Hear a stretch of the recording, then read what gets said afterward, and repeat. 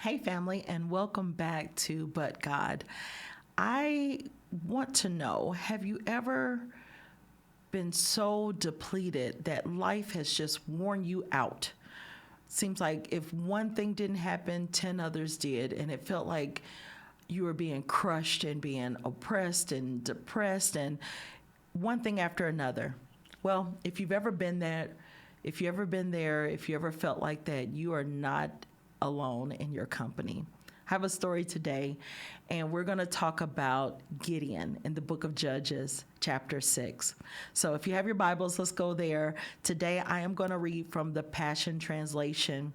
And starting at verse 1, we can see that God was angry at Israel after God delivered them from Egypt and through the wilderness and defeated all of their enemies and gave them over and let them walk into the promised land. And while they were in the wilderness, he fed them with manna. He gave them quail, even water from a rock. And yet, even through all of this, even through all the deliverance and all the love and the compassion, how he went before them with the pillar of fire and the clouds that shielded them in the daytime. Even with all of this, Israel disobeyed. And so God gave them over to the Midianites, and he allowed them to rule over them once again.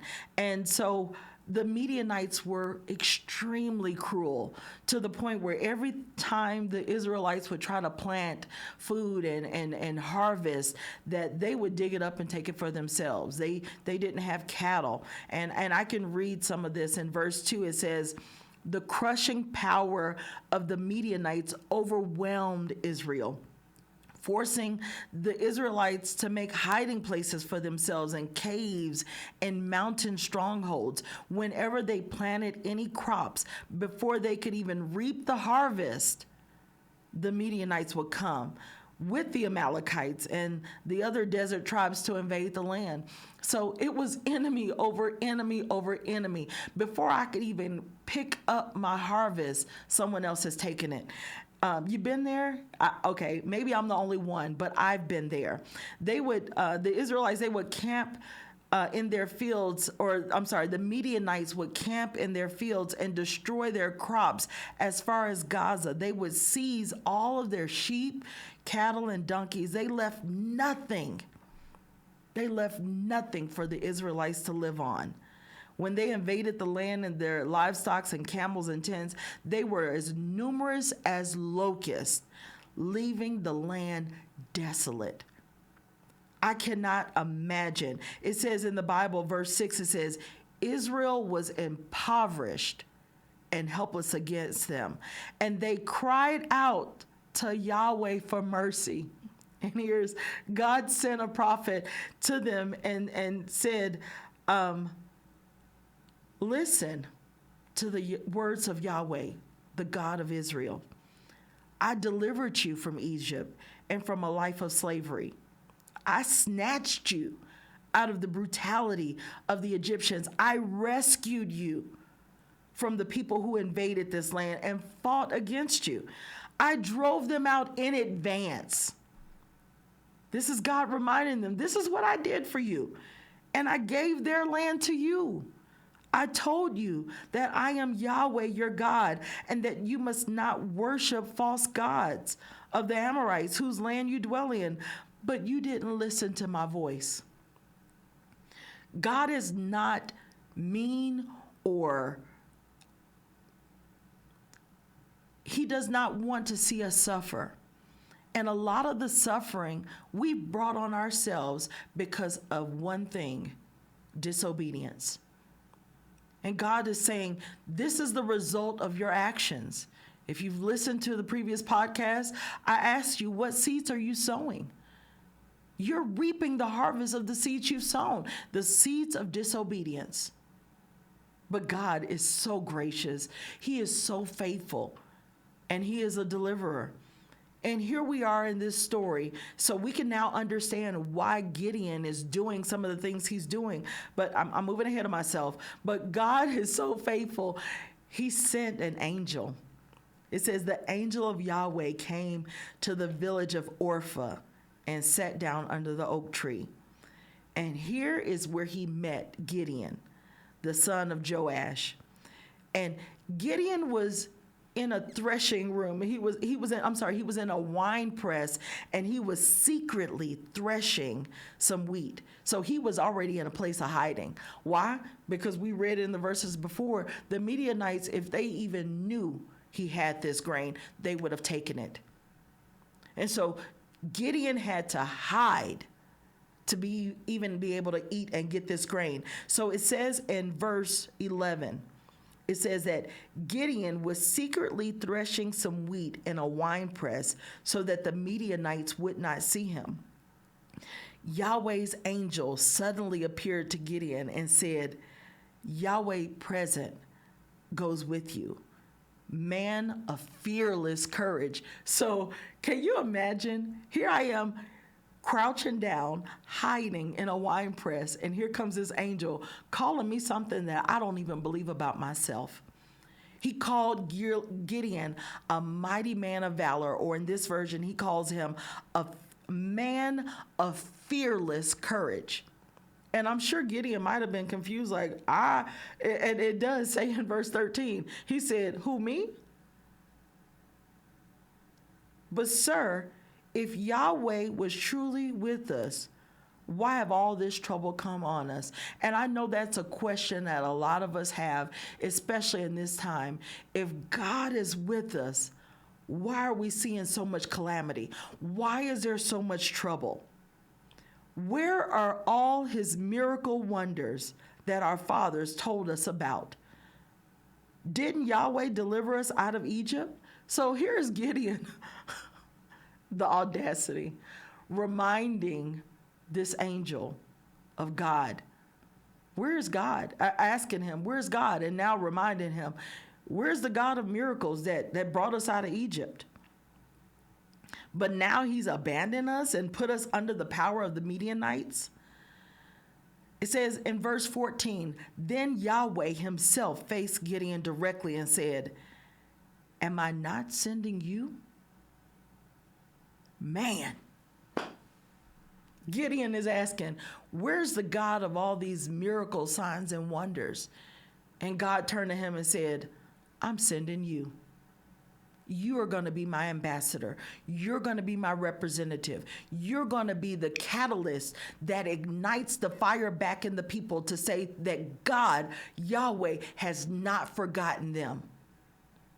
Oh, that makes me feel amazing, because I can hear the voice of God asking me, asking you, am I not sending you and your family who refuse to live a life that's pleasing to God, to your sons, your daughters who have strayed away from God's love and teaching, and now they're experiencing all this chaos?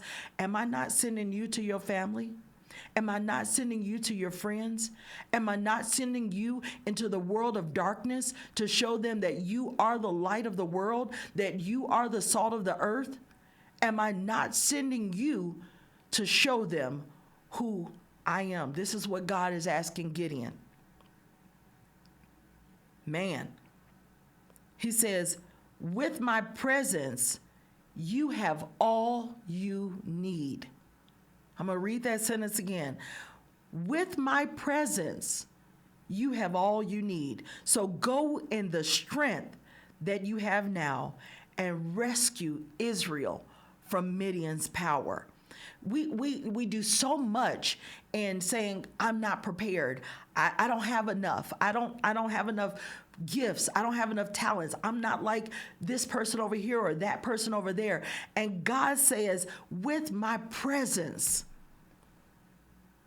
you have all you need. And Gideon responds and says, but Lord, how could I ever rescue Israel? Remember, he was hiding in a wine press threshing wheat.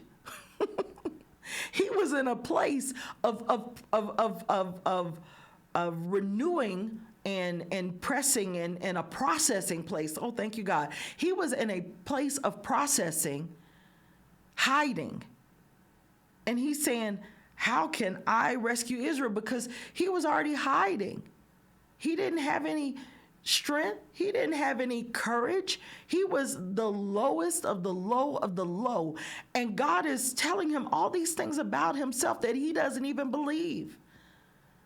And so Gideon asked him, how, Lord, can I ever rescue Israel? Of all the thousands in Manasseh, my clan is the weakest, and I'm the least qualified in my family. God doesn't always call the qualified, but he will always qualify the called. I'm going to say that again. He doesn't always call those who are qualified for the purpose, for the position, but he will always qualify the called. He will give you everything you need. And he already told Gideon in the verse before, my presence is all you need. In God's presence has and houses everything that we'll need to accomplish the purpose that he has sent for us to do. I'm moving ahead. I'm sorry. So here we are, verse 16. Yahweh replies, once again, my presence and my power will be with you. Believe me, Gideon. If I could say it in my words, have faith, Gideon.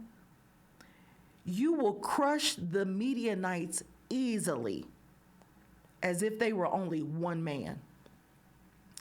You think about the problems in your life, and I know I've done a series earlier last year about, are you going to tell God how big your giants are? Or are you going to tell the giants how big your God is? And so here's the angel of the Lord asking Gideon, or telling Gideon, you're going to crush these thousands of oppressors as if it was just one man. It's like a one-on-one. My presence and my power is bigger than the Midianites, the Amalekites, the Jebusites, any other ites. Come on, because my presence and my power are going to be with you, Gideon. It says, then Gideon said, if it's really true, this is how we do God. If you for real, God, if you sure that you will go with me, and that I will have found grace before your eyes, then show me a miracle sign to prove that you are really Yahweh speaking with me. And we don't, and sometimes people call this fleecing God because of the signs that he asked God to perform for him, to say, this is really God speaking. And I understand there are times in our faith walk that we need a sign that God, you sure you sending me out? Are you sure this is my purpose? You called me for this? Because this is bigger than I ever imagined. This is greater and more grand than I can ever think that I can accomplish in my own power and my own might. I don't have the resources for this, God. I don't have the vision for this all the way. Maybe you've given me one word, but I don't even see how this is going to work out and what's going to happen. God, is this really you? But here's where I love. This is the verse that I love, and this is what I kept hearing this song, I pour out my life so that you can use me, God. Gideon in verse 18 says, before he even finishes, like, show me the miracle. Yeah, he said, show me the miracle. But he says, don't leave until I return with my offering for you. So here's Gideon saying, before you give me anything else, let me bring you an offering, God. Let me bring this offering. And so the angel said, I'll wait till you return. And Gideon prepared this wonderful offering for the angel of God.